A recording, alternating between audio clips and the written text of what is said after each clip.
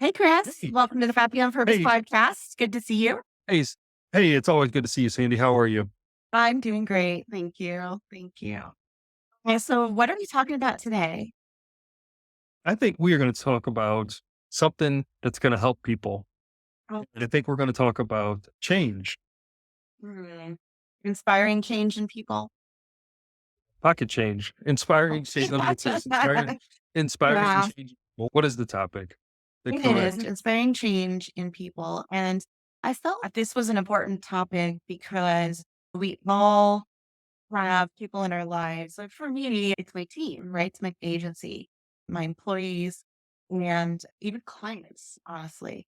And if you have family, if you're married, you've got family in your home, and we all want to inspire change. And that's putting it nicely. But haven't you ever wanted someone just to change their behavior, do better, be better?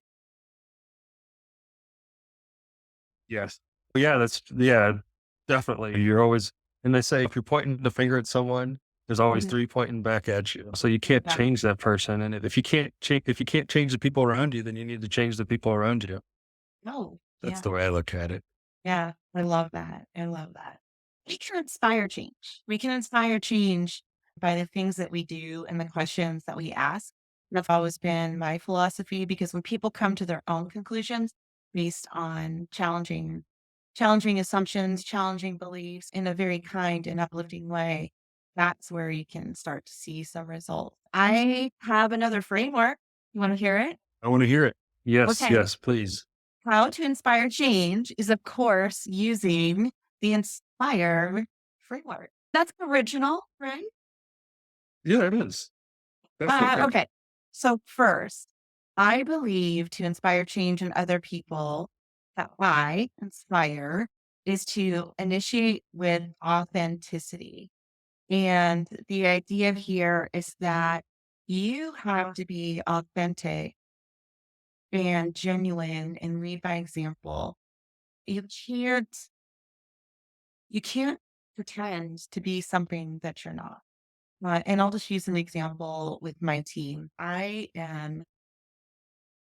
honestly suck at challenging conversations. I really do. I'm terrible at it. I put them off, but I can coach people through having challenging conversations, but I am struggling always to do it on my own. And when you initiate with authenticity, I just honestly start with that. I'm like, this is a hard conversation for me. We'll just set the stage. I'm just honest with who I am so that it ultimately puts the person I'm talking to at ease too, a little more, I think, because they know that it's hard for me was as hard it is for them sitting across from me. And that's just one example. That's just with team. When we have challenging things in our lives with people in relationships with children, with bosses. There's all kinds of instances.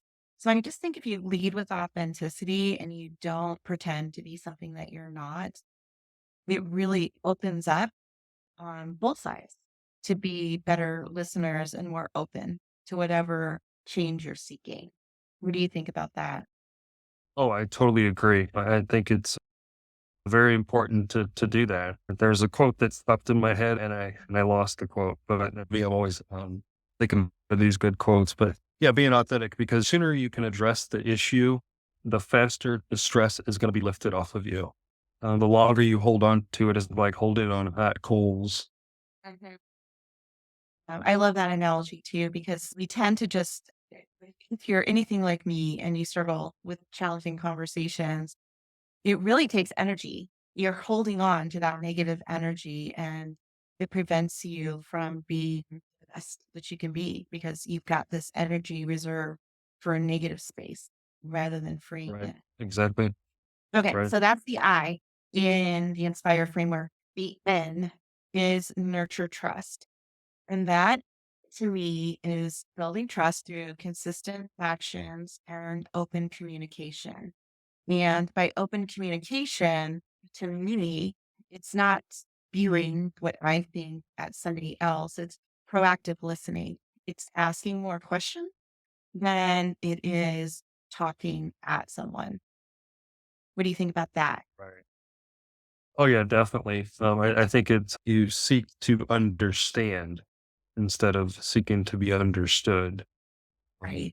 And You don't asking listen to questions, respond. exactly that too. A lot of times people are you the person's talking, but you're already thinking what you're going to say or trying to finish off for them. And I think it's yeah, I agree. So, my coach talked to me, this was some months ago, but we were talking about what proactive listening is and a technique that is it's not earth shattering, but common knowledge is not always common practice. So active listening, proactive listening is listening, looking someone in the eye, and then repeating back what you heard. So, okay, so I heard this. And then they'll say, yes, that's correct, or no, and they'll clarify. So it's a super easy way to be more active with your listening and letting people feel like they've been heard. Otherwise, you're just walking away with your assumptions from the body language, or someone's on the receiving end of a difficult conversation. They can be more guarded. Of course, they're uncomfortable. They might not choose their words the way they want to. Their body language is closed. So, by repeating back what you heard and giving them the opportunity to give clarification, I think is a very helpful technique when it comes to inspiring change, right? So initiate with Most authenticity definitely. and just nurture trust. And then that is spark curiosity. So that means encouraging exploration of new ideas and perspectives. So we're asking open ended questions like, on the last podcast, I was digging into you a little bit with tell me more. Why? Why is that important? So Right. just pushing back a little bit and tell me more. If you're not sure what to say to continue the conversation and dig a little deeper, tell me more is what a super easy thing to Right. remember. And you are opening the door for them to communicate more. Tell me more or explain to Right. me Right. what drives that thinking? And that just get them to start Right. talking more about how they're feeling, what they're thinking, to expand on their thoughts. And I can't remember who coached me on this one time, but it was you never just want to stay one layer deep. 2 layers deep is better, but still not good enough. You want to go 3 or 4 layers deep. And Jake Abraham, who's like the marketing guru of gurus, he tells this story about going into a bar while he was traveling on one of his speaking gigs and sat there and had a conversation with a gentleman. And he just asked these really open ended questions and tell me more about this. Tell me more about this, about what the guy does and where he's from and why he likes this. And Jay Abraham said, I barely said 20 words the whole evening. And when I left to go back to my room, the gentleman shook his hand and said, you are the most interesting person I've ever met in my life. And he was saying that to Jay Abraham, who really never said much about him or what he does, because he was prompting the other person with so many open ended questions. And he was actively listening, eye contact, engaged. And the person just completely opened up and was blown away by this incredible conversation he had. But it was ultimately all about him. Right. Yeah. Because people enjoy to talk about themselves. And if you can listen, it's great. So you have two ears and one mouth. And Exactly. asking questions is important. Yeah. So what's the So next one? it is promote self reflection. So, the role of self awareness and personal growth. And that's essentially with self reflection, it's more questions, more whys, right? So, you're driving the other person into reflecting. And one of the techniques my coach uses on me a lot is, well, what would your highest best self suggest to you in this case? So if you're step outside your own body and like the best version of you, we're thinking about this issue, this circumstance, this challenge, what would they say to you? And let Right. the person coach themselves through the thought process. So promote Right. self reflection. That's what that means. So inspire, Love it. Initiate with authenticity, nurture trust. That's the N. S is spark curiosity. P is promote self reflection. And then I is instigate action. So, in other words, moving the discussion toward actionable steps. So, you can help the other person once they come up with their own ideas, their own thoughts, their own self reflection through these other steps. Then you can instigate action. Like, oh, what could you do? What could you do today or tomorrow to start that process along? Small steps. But you Right. kind of Right. move, Right. instigate action. You get the momentum going. You get the ball rolling. But they've come up with the ideas. They've come up with how to change whatever it is, whatever behavior you're trying to inspire change in. They've come up with the idea through the conversation, the way you've guided it, and then you instigate the action. And then the next step is Love bar, reinforce positively. When the action is taken or steps are made, you want to make sure you're providing genuine compliments and feedback, and then celebrating milestones that you've set. So reinforce positively. And then the last step is E, love it. Love it. embrace and encourage. Someone is attempting to make change, you're reinforcing when things happen, and then you continue to support them through challenges and help them maintain optimism about what's going on. Whatever behavior you've inspired change in, people are human and they'll fall back into their natural patterns periodically. And you just need to embrace and encourage. Love it. I love it. Yes, I love it.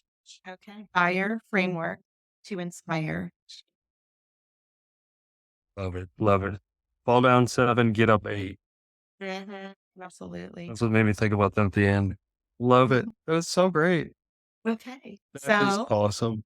the challenge is go to the website, happyonpurpose.com, click on the podcast link, go to this episode, and you can download the worksheet there for the Inspire framework to inspire change. And you will also find a list of questions that you can ask that are very open ended and provoking and inspire thought on the other person's end without you appearing to be telling them what they should do or what they should think. Because people will do and support what they create, not what you create. It's amazing. It is so amazing. Gosh, every time I'm on here with you, I'm just like, I'm writing notes, another page of notes. I'm just like writing notes. I love it. It's exciting. And I think it's great to have the actual stuff to download on the website because we can print those out and then you can actually use those and put them together and then come look at those a year from now and say, okay, how Yeah. do I do on this? And then critique is a different thing. So I just love it. I get excited all the time, Sandy. One technique that I have used over the years with my coach and stuff is when I get frameworks from her on things, I will print the framework out and write my notes on it and sometimes journal about it. But I actually take the sheet that I print out and I stick it in my journal so that I have it with my stuff. So it always has context. So that you might try that at home if you download the framework, stick it in your journal with whatever notes you take. And it just helps anchor. Writing down these things and answering these questions just helps anchor the thought, which makes it more easy to remember and easier to actually implement in our lives. I love it. I love it. Okay, cool. All right. I'm ready to implement right now. All All right, right. cool. Thank you, Sandy. I'm Shane, and let's live healthy on purpose. All right, have a good one, guys. See All ya. right.